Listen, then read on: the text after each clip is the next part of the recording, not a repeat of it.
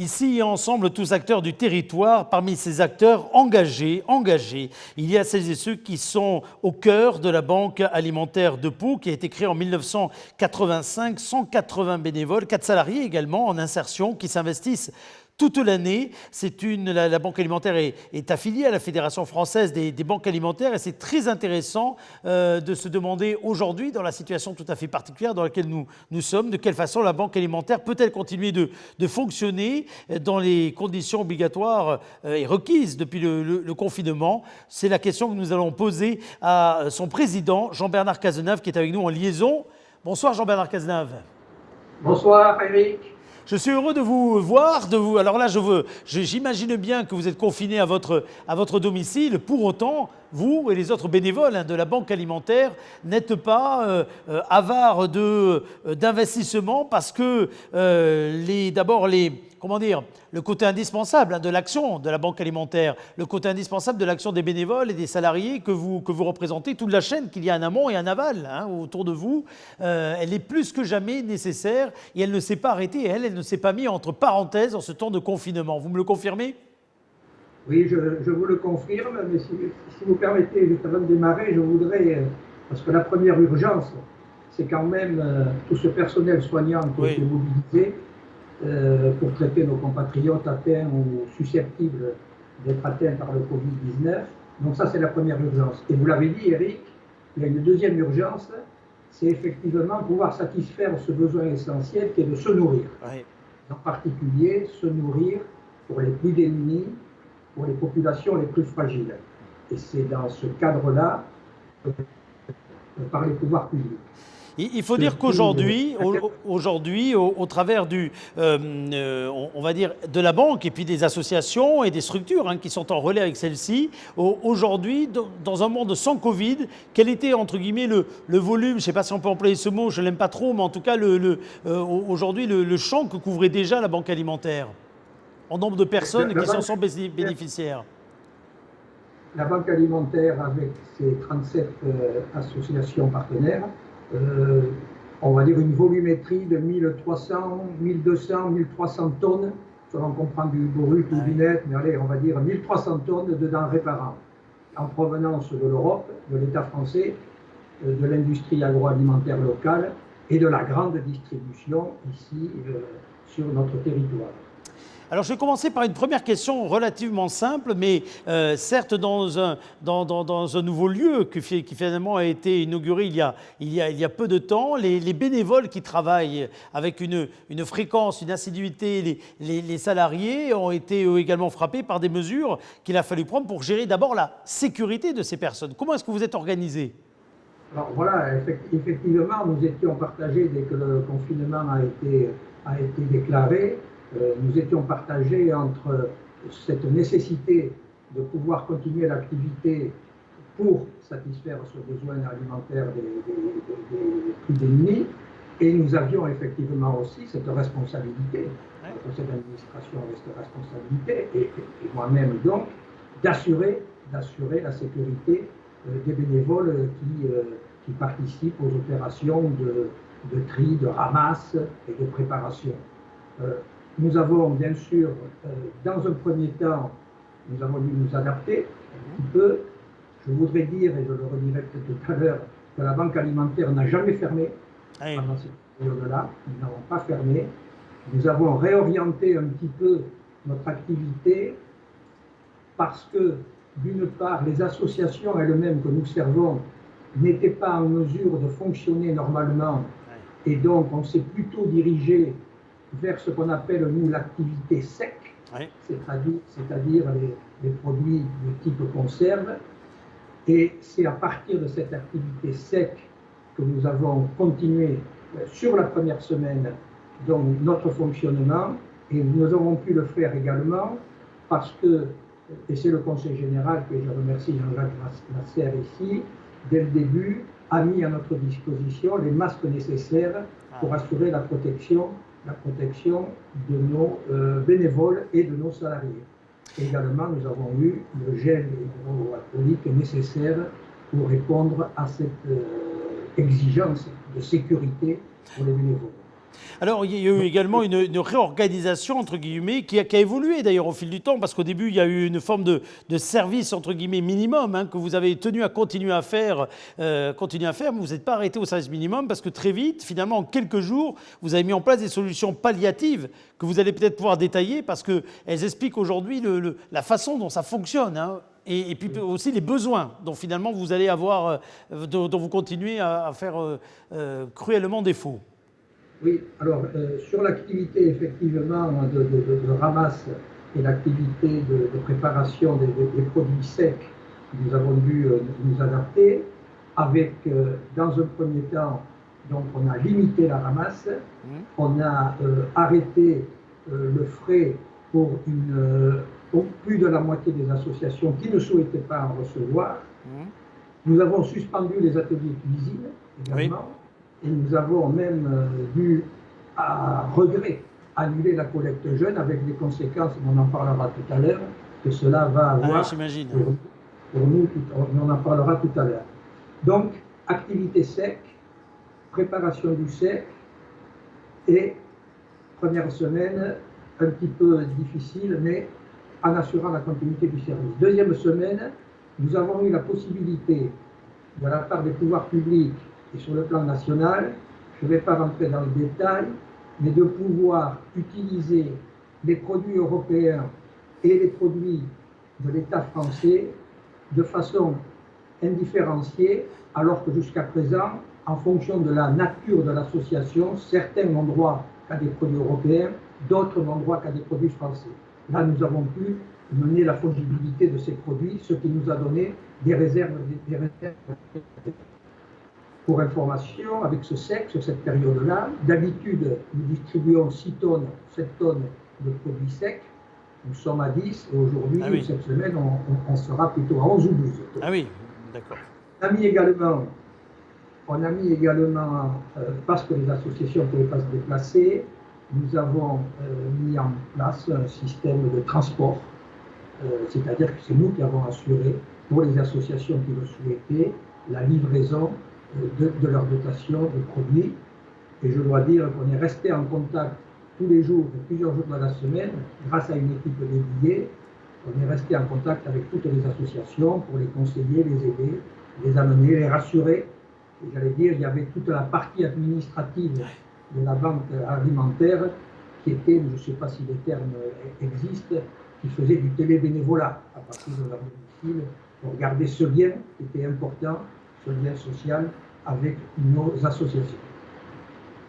Et puis derrière, il y a eu également des interventions de partenaires. Vous êtes au cœur d'une rubrique qui est parrainée par le Crédit Agricole Pyrénées-Gascogne. Ces partenaires, hein, ces acteurs du territoire se sont mobilisés également parce que, je prends l'exemple du Crédit Agricole, la Caisse régionale a fait un don de 72 000 € aux banques alimentaires de son territoire, la vôtre et puis celles qui sont juste à côté, afin de supprimer la participation de solidarité. Alors il faut expliquer que c'est l'air de rien, pas grand-chose, mais enfin c'est 24 centimes d'euros par kilo de denrées sur tous les stocks livrés qui sont demandés normalement aux associations partenaires hein, sur une période. Et là, ça a été pris en charge et donc ça allège hein, dans le fonctionnement la chaîne complète qu'il y a entre vous, les associations et puis les bénéficiaires à l'autre bout, parce que c'est ça qui est important.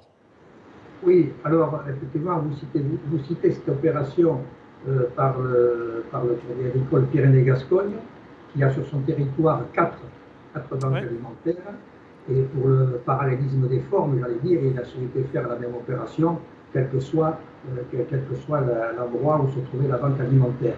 Je vais corriger un petit peu, Eric. Allez-y. Je vais le corriger un petit peu, effectivement, c'est la participation de solidarité, c'est ce que nous demandons aux associations pour une contribution à notre fonctionnement. Et il y a une règle simple, c'est que cette participation de solidarité, elle est simplement le calcul d'un taux qui a été fixé par chaque banque et qui est multiplié par le nombre de kilos que nous mettons à disposition. Oui, c'est vrai, tout à fait. C'est binaire, c'est ça la participation de solidarité. Alors vous avez cité 21 centimes du kilo. Oui, c'est l'information que j'avais, mais je suis peut-être à côté. Alors elle est vraie pour certaines banques du territoire, elle est inexacte pour nous parce que nous sommes en Béarn et Soule la banque alimentaire, une des deux banques, mais je crois que c'est la banque alimentaire sur le plan national, la moins chère, puisque nous sommes à 9 centimes. Ah oui, ah oui, d'accord. Oui, en effet, le chiffre que j'ai donné est un chiffre moyen. Donc voilà, ceci explique cela, tout à fait. Moyen, nous sommes à 9 centimes. Et pourquoi nous sommes à 9 centimes? Nous sommes à 9 centimes parce que, bon, nous ne sommes pas une association qui va faire des bénéfices, de toute façon. Bien sûr. Il faut des soutiens qui, historiquement, dont bénéficie historiquement la Banque alimentaire du Béarn et de la Soule, eh bien, nous n'avons pas nécessité, nous n'avons pas, et j'espère que nous n'aurons pas, nécessité d'augmenter cette participation de solidarité qui reste à ce niveau très faible de 9 centimes du kilo. Il faut dire que vous avez également, et c'est tout à fait remarquable d'ailleurs, hein, su fédérer et vous continuez à fédérer autour de vous. Alors d'un côté, il y a les maillons de la distribution dont il faut saluer évidemment l'énorme contribution bénévole et l'énorme dévouement, surtout dans ces périodes ô combien compliquées, de très grandes difficultés. Alors on peut pas, chacun pense à un bout d'association qu'il connaît, mais elles ont toutes un rôle incroyable de terrain. Et en ce moment, il y a un travail de terrain incroyable qui est réalisé. Et puis de l'autre côté, eh bien, il y a des entreprises via le MESA, il y a les grossistes alimentaires, il y a donc des partenaires comme le Crédit Agricole que j'ai cité, mais je pourrais plus en citer d'autres, qui sont là de l'autre côté. Et c'est finalement le lien entre ces deux aspects qui font également ce fonctionnement qui est tout à fait réglé normalement de la banque alimentaire en situation normale, mais qui là en plus est sous le feu de nouvelles préoccupations tout à fait importantes. Effectivement, les acteurs locaux se sont mobilisés. Donc vous avez cité le Crédit Agricole, vous avez cité les maraîchers locaux, vous avez cité quelques grossistes alimentaires. Je voudrais citer, je l'ai dit tout à l'heure, dans des aides un peu plus différentes, mais le conseil départemental a des aides qui nous apportées. Je voudrais citer la communauté d'agglo. Tout à fait. La communauté d'agglo qui, par la personne de François Bayrou, a pris la décision de mettre à notre disposition pour remplacer les bénévoles qui ne pouvaient aux opérations de ramasse et de tri. Et vous me permettrez aussi de citer un autre établissement bancaire. Allez-y. Bien sûr, allez-y. C'est un scoop. C'est la fondation de la Caisse d'épargne Aquitaine Poitou-Charentes qui a décidé par sa fondation de nous attribuer une subvention de quelques milliers d'euros qui va nous permettre de reconstituer nos stocks, mais on parlera tout à l'heure de cette reconstitution des stocks. Absolument. Ben, je voudrais qu'on y vienne maintenant, si vous le voulez bien, Monsieur le Président, parce que on a bien compris la difficulté et puis ce que ça a changé finalement dans la partie récolte, entre guillemets, ou réalisation, et notamment tout ce qu'il y avait autour de la difficulté, autour du frais. Parce que le frais, c'est mine de rien, dans les équilibres alimentaires et puis dans la façon dont sont distribuées les choses, une part qui n'est pas du tout négligeable par rapport au sec dont vous rappeliez tout à l'heure, la continuité, voire même l'augmentation. La partie frais, ce qu'on appelle dans notre jargon la ramasse quotidienne, auprès de la grande distribution sur des produits laitiers, des produits carnés, des fruits, des légumes, de la boulangerie, des viennoiseries, cette partie-là représente 60% de l'ensemble des denrées que nous distribuons. Donc, c'est essentiel. Oui, c'est essentiel que ce tissu des GMS, puisqu'on les appelle comme ça, soit présent. Il le fait, il l'a toujours fait et il continuera à le faire. On l'a un peu perturbé là, avec un arrêt momentané pendant quelques jours de la ramasse, et ça y est, ça rentre normalement puisque nous montons en puissance sur la ramasse. Mais alors, qu'est-ce qui manque aujourd'hui? Enfin, qu'est-ce qui manque? Pardon, de quoi avez-vous le plus besoin? Est-ce que ce n'est pas un besoin de main, de bénévoles, de personnes pour finalement assurer également ce travail-là et puis tout le travail de la chaîne que vous avez décrit tout à l'heure? Alors, la difficulté, c'est aujourd'hui encore les associations dont nous sommes partenaires. Ouais. Alors, je parle des associations qui sont des associations qui ne font pas partie d'une grande structure comme la Croix-Rouge, comme le Secours populaire ou comme le Secours catholique. Ces associations locales, ces collectifs locaux autour des CCAS avec qui nous travaillons quotidiennement et avec lesquels nous pouvons donc assurer cette mission essentielle aujourd'hui. Donc là, on a une demande importante qui existe, mais elle est particulière. Et ça veut dire, la liaison, pardon, parfois coupe un tout petit peu, je m'en excuse. Jean-Bernard Cazeneuve, ça veut dire qu'il y a non seulement en effet cet appel aux bras, aux bénévoles hein, pour les associations, et puis également pour comment dire, continuer à subvenir aux besoins des plus démunis, pour prendre les mesures nécessaires pour poursuivre l'activité, pour reconstituer les stocks de denrées, etc., etc. Il va peut-être falloir également, pour une fois, je dis bien pour une fois, parce que ce n'est pas votre pratique à la Banque Alimentaire, que vous fassiez appel à des dons. Oui, alors ce n'est pas dans nos gènes. Oui, c'est ça, c'est pas du tout un effet comme ça que vous fonctionnez. Au regard par contre d'autres formes de dons, mais souvent physiques, de matière, hein, qui peuvent arriver chez vous lors des collectes dont tout le monde connaît l'importance. Effectivement, mais nous allons devoir reconstituer les stocks. Vous l'avez compris tout à l'heure, quand on passe de 6 tonnes à 10 tonnes, 11 tonnes par semaine, on fait les calculs rapidement. Et vous le savez, je l'ai dit également, la collecte jeune qui est 18 tonnes, que nous avons, ces 18 tonnes vont nous manquer. Oui, bien sûr. Ça va nous manquer en septembre. Voilà, il va falloir que nous achetions une nouvelle denrée. C'est le sens dont je parlais tout à l'heure de la fondation de la Caisse d'État. Tout à fait, tout à fait. Nous allons faire appel aux dons et nous allons, bien sûr, nous allons encore une fois aller taper à la porte du conseil départemental, à la porte des collectivités, à la porte de l'État via la DPCS. Et je sais, je ne suis pas inquiet, il ne faut pas être inquiet, je sais qu'ils ont toujours répondu présent. Ils n'ont pas encore reçu ma demande, mais je sais que dès leur oui, parce que malheureusement, à l'autre bout de la chaîne, le besoin, parce que bien de ça dont il s'agit, est toujours aussi fort, voire même il peut être encore plus fort hein, dans la période que nous vivons et qui va continuer à durer.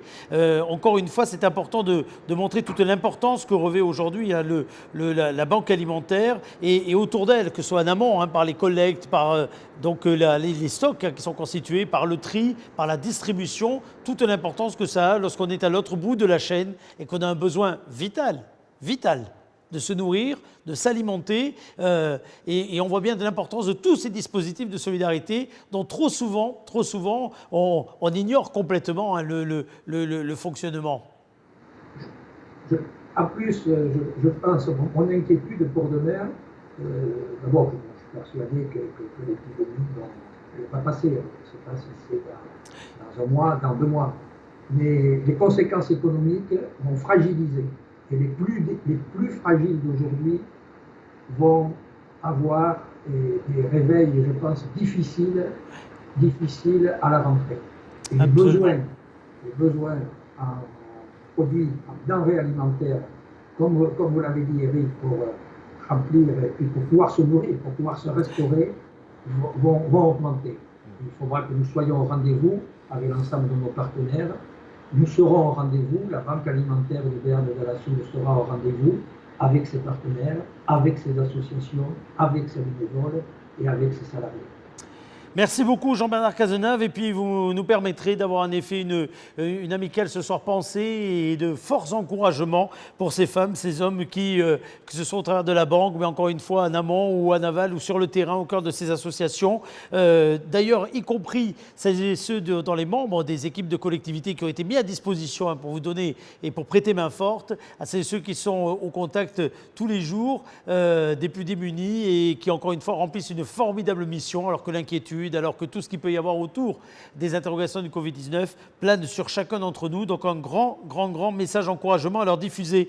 Je vais vous proposer qu'on diffuse, regardez, un numéro qui va apparaître à l'écran parce que ce numéro est important, ou juste un logo, la Banque alimentaire donc de Béarn et de la Soule. Vous avez également ici de façon très pratique ce petit descriptif pour découvrir la banque alimentaire de Béarn et Soul qui est disponible sur notamment les réseaux sociaux mais sur Internet également et qui permet également de montrer de quelle façon on peut s'engager selon que l'on soit une entreprise mais selon qu'on soit également un particulier dans cette grande chaîne de solidarité qui est assez unique et qui encore une fois permet d'alimenter une quarantaine de points relais en temps traditionnel. On a entendu tout à l'heure le rôle encore plus important que vous aviez. Un grand merci Jean-Bernard Cazenave d'avoir été notre invité.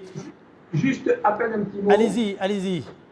Je crois que je ne l'ai pas assez souligné, c'est le rôle important qu'il y a à côté de la banque alimentaire, des entreprises de ce département, via le fonds de dotation, le MESA, le mouvement des entreprises pour la solidarité alimentaire. On l'a cité tout à l'heure, mais c'est pour nous c'est pas un partenaire, c'est un fonds de dotation avec cette mobilisation de 120 dirigeants d'entreprise et c'est un exemple en France puisque le premier MESA a été créé en Béarn et Soul.